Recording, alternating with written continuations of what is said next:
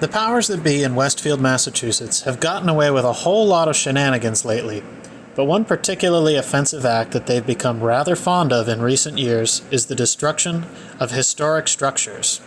And the two stately old homes at 129 and 131 Franklin Street were no exception. The city purchased the two homes in 2020 with plans to raze them to provide a lot for the construction of the city's long-planned mega school. Their term, not mine. Now don't get me wrong, new schools are great, but in a city afflicted with blighted neighborhoods, vacant commercial and industrial buildings, like acres and acres of them, it seems disappointing that the city would set their sights on destroying what, quite frankly, used to be two of the nicest houses on that entire road. And yes, these are all pictures of Westfield. The first of the two houses that I'm going to profile was a beautiful Italianate, built in 1885, and was always immaculately kept, clean, and brightly painted. I've retrieved some interior photos from the house's last Zillow listing, which it had advertised for over $400,000. City records show that it was purchased for around $200,000. That's not suspicious at all, Westfield. Even the listing description boasts about all that character, and as it says, it's in a really fantastic location. And what a unique facade. We truly don't build like this anymore. Inside, a gorgeous fireplace, polished hardwood floors, and classy built-ins and original moldings accentuate a comfortable layout. Those front windows provide a fantastic sunroom porch on the front side of the house, perfect for watching traffic outside as life goes by. The kitchen was modest but tidy, and appears to have been updated at some point in the 1940s or 50s, with solid wood cabinets and linoleum flooring, but still maintain lots of charm with nearly floor-to-ceiling windows and high ceilings. Moving out of the kitchen, we see more gorgeous wood floors, intricate trim, and impressive custom built-in cabinetry, a feature that almost none of our new build homes include nowadays. Going upstairs, we find bedrooms that are small and unassuming, but the spectacular floors and original moldings remain present in each one, lending lots of character to the living spaces in the house. I took these photos just a few weeks before demolition began in April of 2022, and they're the last photos that I have of the homes intact. As I drove by on my way home from who knows where, I was saddened by the sight of the homes coming down. I stopped to watch for a while as the excavator operator meticulously pulled the stately old building apart, separating piles of brick from the wood and other interior components. At this point, the windows had already been removed.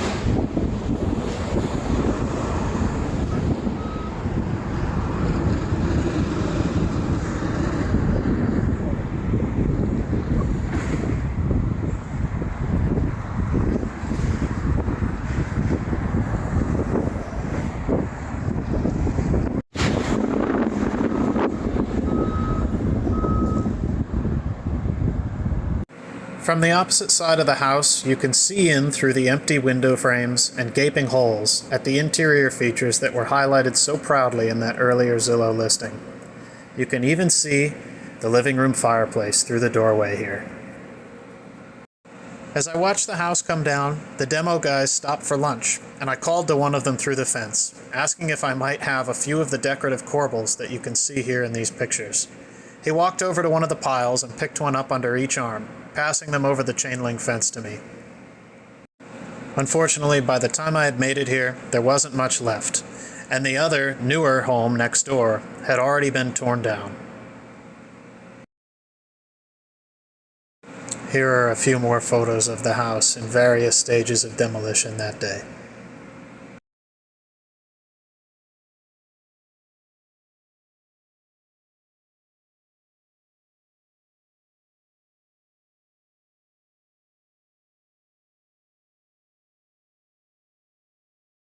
The home next door had been newer, but was still constructed in a classic New England colonial-esque style. Just like the other home, I was able to obtain some photos from the previous listing when it was last for sale. It also sold to the city of Westfield, but this one I could not find the amount it sold for. At one time, it had really exuded curb appeal with its lush lawn and meticulously trimmed hedges. Around back was a sizable driveway, a ground-level deck for parties and entertaining, and a comfortable fenced-in yard for the kiddos to play and explore. A two-car garage and a garden shed provided plenty of storage. Inside, a neat living room boasted a stately fireplace and some attractive wood paneling. More custom woodwork, built-ins, and wainscoting graced the majority of the home's interior. This photo just makes me sad. No more will any happy families raise their children here. No more giggling babies at the kitchen table. No more card games under the warm light of that cute stained glass fixture. The kitchen in this home also showed signs of some more modern updates, including some nice new cabinetry and stainless appliances. I'm not too sure about the choice of the mirrored headboard in the bedroom upstairs, however. But I definitely like the tile in the bathroom. It's probably original. Now compare it to shortly after its sale to the city. The grass has died and those neat hedges have been ripped out prior to demolition. This is all that was left the day that I watched the neighboring home come down. I'm not certain why they left the chimney intact, but it sure made for a depressing photo. The entries for each of the homes on the city's registry of historical homes had been deleted, as you can see, and the aerial view shows nothing but dirt lots where the two homes used to stand. In January of 2025, the city of Westfield officially opened the Westfield River School, the front facade of which spans the lots where the two homes once stood. It replaces two of the city's older elementary schools, Franklin Avenue School, which was built in the early 1950s, which of February of 2025 has already been razed, and Abner Gibbs Elementary School, which was built in 1917 and is slated to become the home of the Westfield School Department's new record-keeping facility. Unfortunately, it will likely follow down the path of neglect that led to the demolition of the former record and administrative home that was once the Ashley Street School, shown here in its prime, which was constructed in 1898 and had served as the school department's headquarters since the mid-1980s. Shown here just before its demolition, the city had claimed that the facility was just too much to keep up and was in dangerous disrepair. It was leveled by the city in 2010 to prepare the site for the new super school, which never came. The city withdrew its bid to build on the site after a series of lawsuits and a ruling from the Massachusetts Supreme Court, which was largely led by neighborhood resistance. But it was too late for the Ashley Street School. Today, the site remains empty, and the architectural features which were salvaged from the building with the promise to incorporate them into the new school have vanished without a trace. 15 years on, and the site still looks just like this. This street view photo is from 2022. Westfield now has its sights set on the historic 1896 Atwater Mansion, which the mayor, Mike McCabe, announced in late 2024 will be raised to make room for the city's new police headquarters. This is a reversal from an original plan by the city to rehabilitate the mansion and incorporate it into the new police headquarters building. As of January 2025, the mansion still stands, but petitions to save the building to local authorities and state legislators have been denied or have gone unanswered. The city has also recently announced plans to replace two of its existing high schools at a cost of over $300 million each. Will these buildings soon fall to the wrecking ball as well? It remains to be seen.